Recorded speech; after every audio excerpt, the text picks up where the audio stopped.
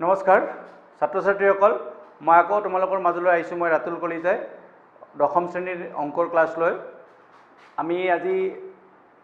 ত্ৰিভুজৰ এটা অংক কৰিম চোৱা ত্ৰিভুজ PQR আৰু QPR কোণৰ সমদ্বিখণ্ডক PS আমি যদি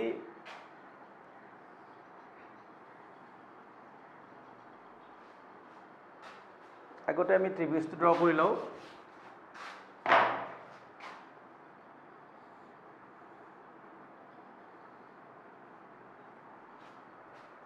PQR और QPR और कोणर समद्विखণ্ডक PS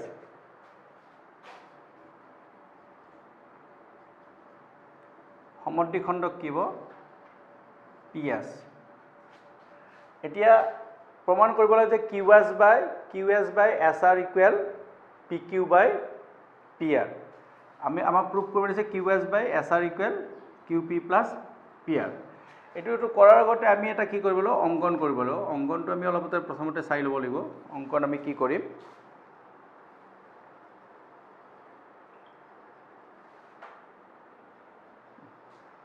আমি অঙ্কনটো আমি এটা চাই লম আমি এটা কাম কৰিম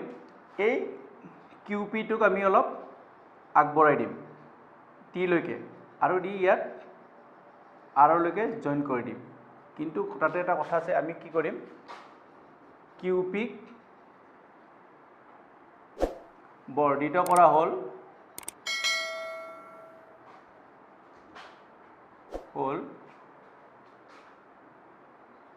যাতে TR প্যাৰালাল PS মানে সমান্তৰাল হয় PS ৰ সমান্তৰাললৈকে আমি QP টোক বঢ়াই দিলো T পইণ্টলৈকে আৰু TR প্যাৰালাল PS কৰি ললো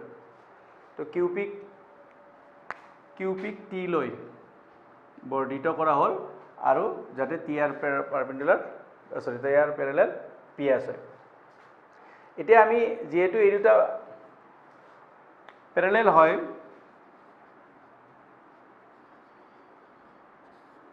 যেহেতু এই দুটা প্যারালাল হয় PS প্যারালাল আমাক কি দি আছে PS parallel TR PS parallel TR এতিয়া আমাৰ যদি আমি চাও SPR equal PR T হ'ব মানে SPR equal PR T হ'ব কিয়নো এইটো কি হয় একান্তৰ কোণ কি হ'ব এইটো একান্তৰ কোণ আকৌ আমি এটা লিখিব পাৰো যে QPS equal SPR মানে QPS এইটো আৰু এইটো একে বুলি দিলো QPS আৰু SPR কিয় কাৰণ PS কি হয় P কোণৰ সমদ্বিখণ্ডক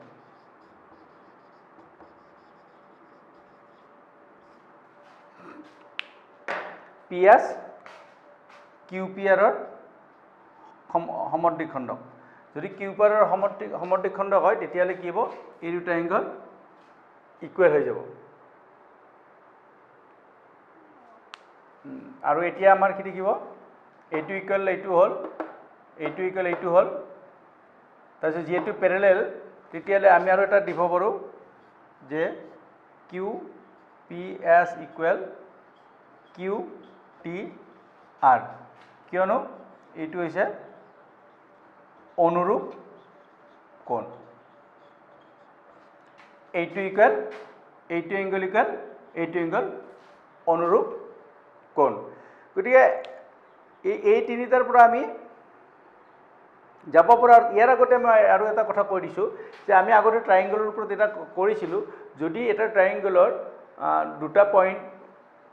P আৰু S দুটা যদি বাহু দুটাৰ পইণ্ট হয় আৰু PS প্যাৰালাল যদি TR হয় তেতিয়ালে কি হয় আমাৰ QP ডিভাইড বাই PT আৰু QS ডিভাইড বাই SR হয় এইটো হৈছে আমাৰ নৰমাল ফৰ্মুলা আমি আগতে পাইছো এইটো আৰু এতিয়া আমি এইটোৰ পৰা কি পালো আমি এইটা এংগল ইকুৱেল পালো এতিয়া যেহেতু এইটো এংগল ইকুৱেল এইটো হল এইটো ইকুৱেল এইটো হল তেতিয়ালে আমি এটা কাম কৰিব পাৰো নাম্বাৰ দিছোঁ 3টাৰ পৰা 1 2 3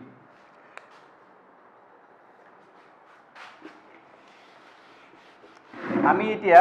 এই 3টা পইণ্টৰ পৰা কি পাইছোঁ 1 2 আৰু 3ৰ পৰা পাওঁ আমি ইয়াৰ পৰা কি পাম এতিয়া ইয়াৰ পৰা কেনেকুৱা হ'ব একবাৰ কৈছোঁ আমি QPS ইকুৱেল SPR পাইছোঁ SPR ইকুৱেল PRT পাইছোঁ আৰু PTR ইকুৱেল কি পাইছোঁ QPS পাইছোঁ তাৰমানে এই 3টাৰ পৰা আমি ক'ব পাৰোঁ যে QTR ইকুৱেল PRT মানে QTR মানে আমি কি QTR ঠাইত কি লিখিব পাৰোঁ PTR লিখিব পাৰোঁ PTR ইকুৱেল PRT যদিও আমি QTR লিখিছোঁ QTR ঠাইত আমি কি কৰিব পাৰোঁ QTR আৰু PTR এটা এংগল হয় আৰু PRT একে হয় যদি যদি এই ট্ৰাইংগলটোৰ যদি ট্ৰাইংগল PRTৰ যদি PT ইকুৱেল সৰি PTR ইকুৱেল PRT হয় এই দুটা এংগল যদি ইকুৱেল হয় তেতিয়ালে ট্ৰাইংগলটো কি হয় সমদ্বিবাহু ট্ৰাইংগল হ'ব সেইকাৰণে কি হ'ব আমাৰ PT ইকুৱেল কি হ'ব PR PT ইকুৱেল PR আকৌ এবাৰ কৈ দিছোঁ যদি ট্ৰাইংগল এটা ট্ৰাইংগলৰ যদি দুটা কোণ যদি বেছ দুটা কোণ যদি একে হয় তেতিয়াহ'লে কি জানিবা যে এই দুটা বাহু যি দুটা মানে সংলগ্ন বাহু দুটা কি হয় একে হ'ব কাৰণ এইটো সমদ্বিবাহু ত্ৰিভুজৰ নিয়ম তো সমদ্বিবাহু ত্ৰিভুজৰ নিয়ম মতে আমাৰ কি হ'ল এংগল দুটা কোণ দুটা ইকুৱেল হোৱাৰ লগে লগে এই সাইড দুটা ইকুৱেল হ'ল এতিয়া আমি আহোঁ মূল পইণ্টলৈ আমাক যিটো প্ৰমাণ কৰিব আছে তালৈ আহোঁ আমি আমাক প্ৰমাণ কৰিব যাওঁতে আমাক PT ইকুৱেল PR লাগিছিল সেইকাৰণে আমি PT ইকুৱেল PR ল'লোঁ এতিয়া আমি চাওঁ ডাঙৰ ট্ৰাইংগলটোত ট্ৰাইংগল QTR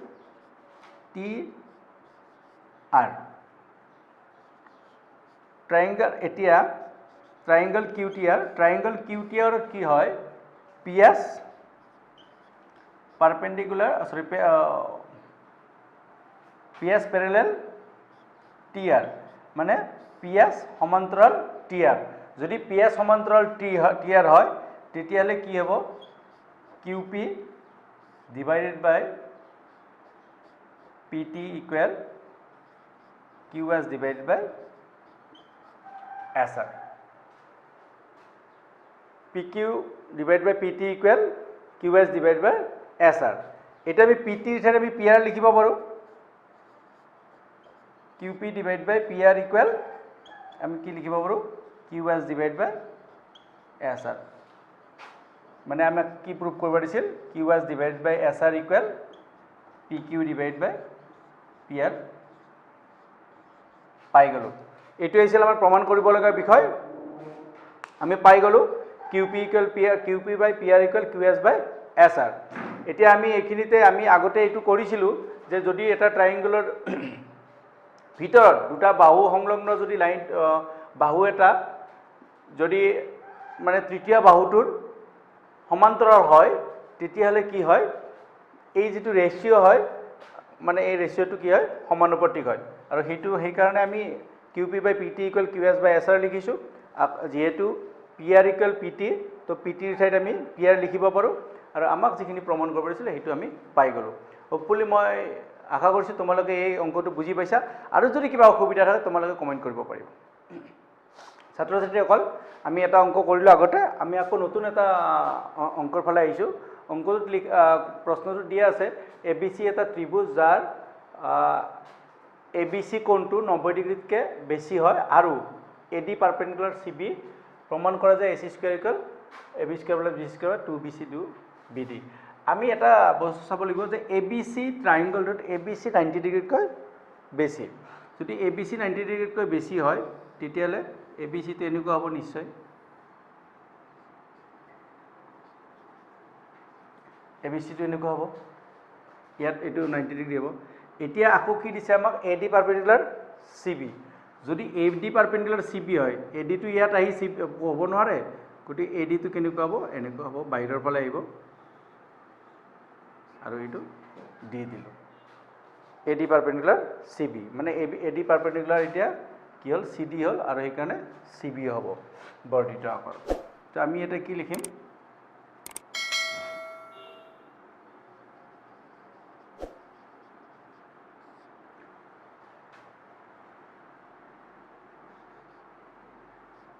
ট্রায়াঙ্গল ABC এর অ্যাঙ্গেল ABC 90 ডিগ্রি আমাক অঙ্কটোত যেটো ত্রিভুজ আমি জিওমেট্রি অঙ্ক কৰিব যাওঁতে আমাক যিখিনি দিয়া আছে এইখিনি প্ৰথমতে আমি ভালকৈ লিখি ল'ব লাগে এইটো আকৌ AD পারপেন্ডিকুলার BC দিছিল আমি কি লিখিম এতিয়া AD পারপেন্ডিকুলার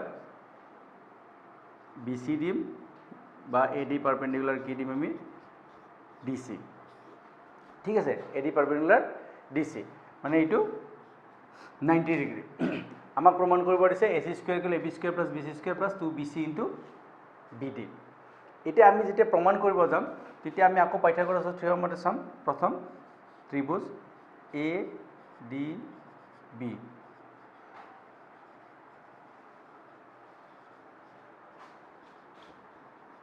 সমকোণী ত্ৰিভুজৰ পৰা পাও কি পাম ইয়াতে যদি আমাৰ ADB সমকোণী ত্ৰিভুজ হয় তেতিয়া এইটো 90 ডিগ্ৰি আৰু এইটো কি হ'ব কৰ্ণ হ'ব যদি AB টো কৰ্ণ হয় তো AB স্কয়াৰ ইকুয়াল কি হ'ব AD square plus BD square ঠিক আছে আমাৰ যেহেতু এইটো AB টো কৰ্ণ হয় AB টো কৰ্ণ হলে কি হ'ব এইটো AD square plus AB square equal AD square plus BC square আকৌ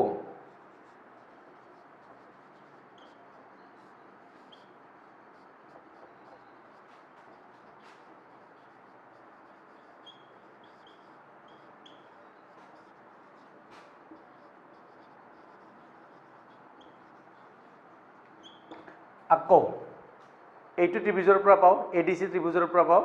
ADC ৰ পৰা কি হ'ব এতিয়া যদি ADC এটা ৰাইট এঙ্গল ট্ৰায়াঙ্গল হয় তেতিয়ালে AC টো কি হ'ব কৰ্ণ হ'ব এইটো লম্ব এইটো ভূমি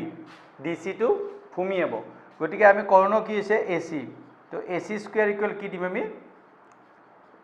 AD square plus DB square DC square AD square plus DC square যেহেতু ADC এটা সমকোণী ত্রিভুজ D টো সমকোণ AC টো কৰ্ণ তো AC স্কয়াৰ ইকুয়াল কি হ'ব AD square plus DC square কাৰণ পাইথাগোৰাছ উপপাদ্য মতে আমি কি পাইছিলো কৰ্ণ স্কয়াৰ ইকুয়াল ভূমি স্কয়াৰ প্লাস লম্ব স্কয়াৰ এটা AC স্কয়াৰ প্লাস আমি AD স্কয়াৰ লিখিলো আমাক প্ৰমাণ কি কৰিব দিছে AC স্কয়াৰ ইকুয়াল এখিনি প্ৰমাণ কৰিব দিছে সো আমি এতিয়া ক্যালকুলেশনত গুছি যাও AC স্কয়ার প্লাস আমাক কি দিছে AC square equal AD square plus DC square AD মানে কোনখিনি হৈছে আমাৰ এখিনি AD আৰু DC মানে কি হৈছে DC মানে আমি কি লিখিব পাৰো DB প্লাস BC মানে DC মানে কি হৈছে DB plus BC DB plus BC square লিখিছো তো AD স্কয়ার ইকুয়াল কি হ'ব DB স্কয়ার হলে আমি ফর্মুলা মতে যাও DB square plus A square plus B square plus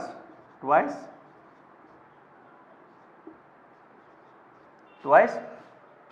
AB মানে DB প্লাস BC স্কয়ার হলে DB square plus BC square plus twice BD into DB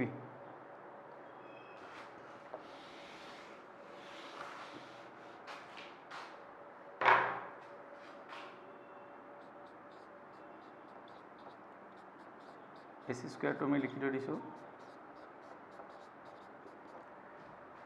এটা AD স্কয়ার পালো আৰু BD স্কয়াৰ পালো এটা AD স্কয়াৰ আৰু BD স্কয়াৰ মতে আমাৰ কি আছিল অকমান আগতে পাইছো আমি ট্ৰায়াঙ্গল ADB ৰ পৰা কি পাইছিলো AB square equal AD square plus DB square যদি আমি AD square plus DB square টো লও AD square plus DB square ৰ ঠাইত আমি কি লিখিব পাৰো AB স্কয়াৰ লিখিব পাৰো কিয় লিখিব পাৰো অকমান আগতে পাইছো আমি AD square plus DB square equal কি পাইছিলো AD square plus DB square equal AB square পাইছিলোঁ because ADB is a right angle triangle.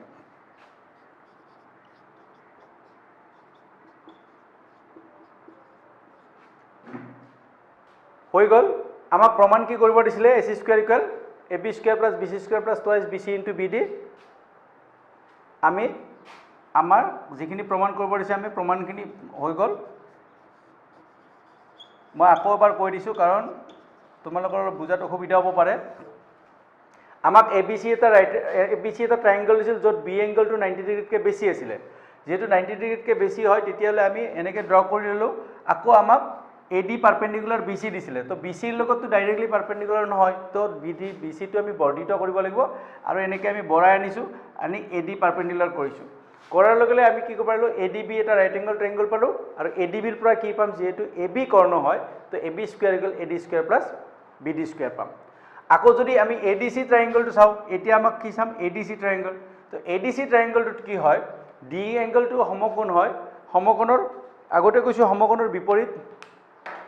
এংগলটো কি হয় বিপৰীত সাইডটো কি হয় কৰ্ণ হয় এটো কৰ্ণ হৈছে তো AC স্কয়াৰ ইকুয়াল কি হৈছে আমাৰ AD square plus DC square মানে AD square plus DC square so AD আমি DC স্কয়ারক আমি কি কৰিলো DC টো আমাৰ ইয়াত দিয়া আছে যে DB প্লাস BC লিখি দিছো তো DB প্লাস BC লিখি A plus B whole square ফৰ্মুলাত আমি এনেকে ভাঙি দিছো আকৌ আমি ইয়াত কি বলো AD square plus DB square বলো মানে AD square plus DB square আৰু এইটো হৈছে কি ভূমি লম্ব স্কয়াৰ প্লাস ভূমি স্কয়াৰ হৈছে তো কৰ্ণ AB আছিল তো ইয়াৰ ঠাইত আমি AB স্কয়াৰ লিখিব পাৰো তো এইটো লিখি দিলো আৰু এনেকে প্ৰমাণ হৈ গ'ল তো মোৰ বিশ্বাস তোমালোকে এই গোটেই অংকটো বুজি পাইছা আৰু যদি কিবা অসুবিধা থাকে তেতিয়ালে কমেন্ট বক্সত গৈ কমেন্ট কৰিবা সুধিব পাৰিবা আমি উত্তৰ দিয়াৰ চেষ্টা কৰিম আৰু আমাৰ এই ভিডিও লাইক কৰিবা আৰু যদি চেনেলটো সাবস্ক্ৰাইব কৰা নাই সাবস্ক্ৰাইব কৰিবা তেতিয়ালৈকে মই ৰাতুল কলিতা বিদায় মাগিছোঁ।